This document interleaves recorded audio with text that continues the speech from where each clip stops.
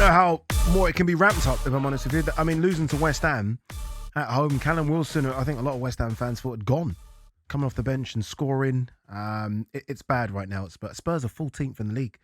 I mean, this is Ange Postecoglou territory, but he at least won a European Cup. Thomas Frank came in with expectation, seasoned manager, experience, it just seemed like the right fit. And me and you spoke about this at the start of the season. It was like, Spurs might have got it right here. Remember, we kept on saying it. I think they've got it right in the manager that they've got. That's what was needed at the club. And it's just the complete opposite. It's just gone so bad. Yeah, I thought it was... Is that injuries? Yeah, the injuries explain some things, but it doesn't explain everything. Look, the injuries are significant, but Ange Postecoglou had injuries, and we weren't particularly forgiving towards him. Worse ones as well. He had Van der Ven, and he had Romero out for ages. Yeah. Remember that? Yeah. And the thing that I think we really have to talk about is the way that Tottenham have approached games. Like, it isn't only about the results. It's about the approach. It's about the ambition. It's about the fact that they are Tottenham Hotspur. Things that will wash at a club the size of Brentford will not wash at a club the size of Tottenham. And if you think about Tottenham's 3 biggest games of the season this season so far, they've played Arsenal, Chelsea, West Ham. They're their biggest games, right? When they play Chelsea, Arsenal, West Ham for Tottenham, they're real rivalries. They're games that are full of animosity, and it's hatred a lot of the time with those fixtures. In each of those fixtures, Tottenham haven't turned up. They've been done at home by West Ham United, a West Ham United that don't win games, and a West Ham United that, despite that result, I believe still will go down. Yeah, that's how bad West Ham are, and they've gone and won at Tottenham. Chelsea went there, and they couldn't get the ball off us. We weren't particularly good, but we battered them. It finished 1-0, but we absolutely battered them. And Eberechi Eze scored a hat-trick at the Emirates to effectively make the game go down in history.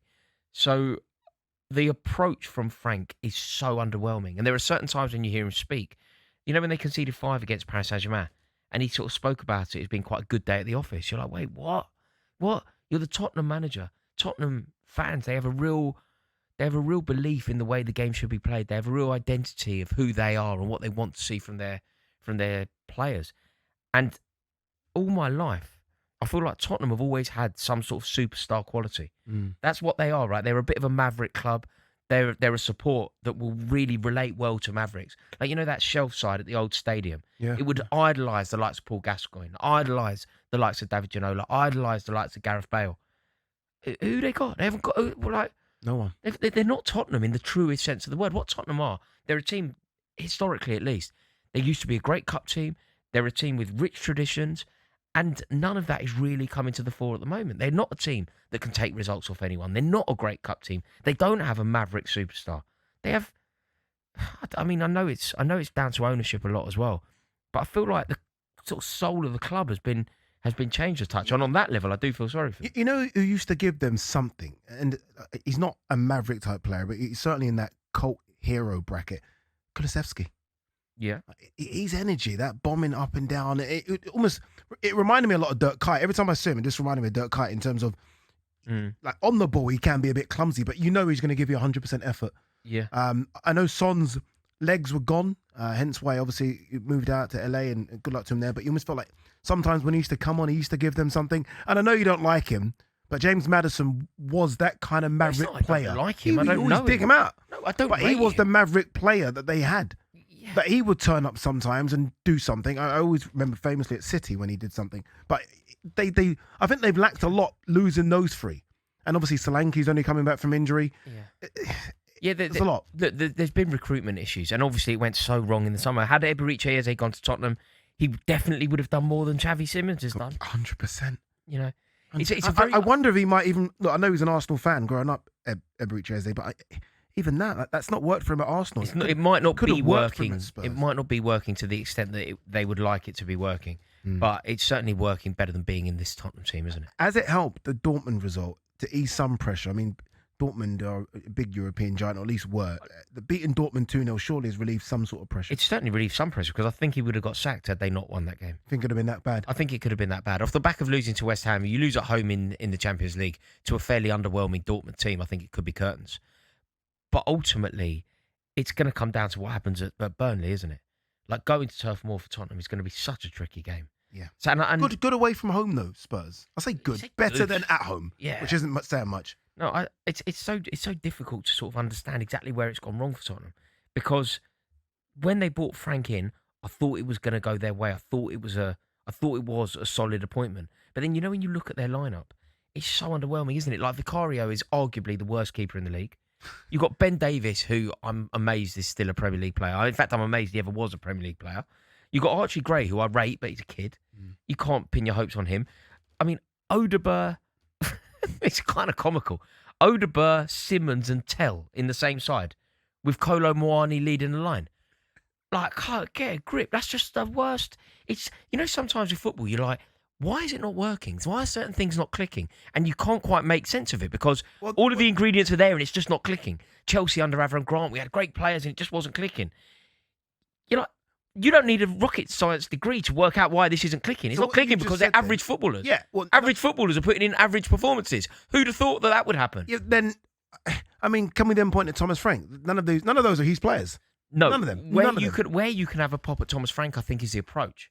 So should they be beating Arsenal at the Emirates? No. But should they be getting slapped 4-1 and playing loads of holding midfielders and not really going for the jugular?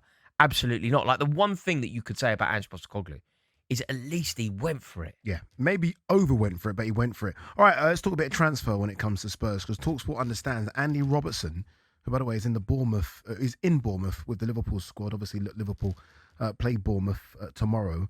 Those close to the situation suggest he could also be a part of Liverpool's Champions League game against Qarabag on Wednesday. But is it possible that Robertson features in those games before he leaves? There's a lot of talk about Robertson to Spurs. I mean, that's not going away at the moment. Obviously, Robertson's contract with Liverpool ends at the end of the season. It's very unlikely they renew that contract. Obviously, been a fantastic servant for Liverpool. 2 league titles, a Champions League title, FA Cup, League Cups. It's been incredible.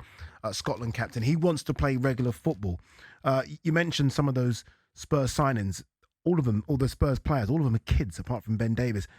Adding Robertson into the fold. Good move for Spurs. Good move for Robertson and Spurs, or good move for Spurs? Is this a good move for Robertson? I think it's a good move. Obviously, playing for Tottenham, a huge club, great support, great stadium. You can never say it's not a good move. He's won everything that he needs to win. Why go Spurs? It's a great option, isn't it? It's a great opportunity for him. To do what? Move to London? I don't understand. What's the opportunity? I don't know if the London waiting issue is such a thing. I don't know if there is enough weight to London. Yeah. But I would say that playing for Tottenham, a Champions League team, when you're seen as not being good enough to play for another team in the Champions League, is a great option. Are Liverpool not making a mistake here? If Liverpool let him go, it's Kirkes and then it's no one. No, Tsimikas is coming back. He's on loan. Robertson's better than Tsimikas. Why would you get rid of Robbo and then bring in Tsimikas, who was Robbo's deputy? I think you're going to make some money on Robertson, aren't you? How much are you making on a 31-year-old with 6 months left on his deal? No, not a lot, but some. What 5? What is the fee? 5 million? What is it? What are we talking about? 10 million? I think that he possibly wants first team football. Yeah. Kirkes is ahead of him in the pecking order. He is. He will go to Tottenham. He will play. And I think from Tottenham's perspective, like, you seem to think this is quite an underwhelming opportunity for Robertson. I'm actually a bit nervous for Robbo. And I know you think of him very highly, as do I. But their left back, if fit, is a Dogie. Jed Spence has played a lot of left back as well. Everyone seems to be very high on Jed Spence right now. If I'm Robbo, I'll go somewhere where I'm guaranteed to start, no matter what. Are you mad?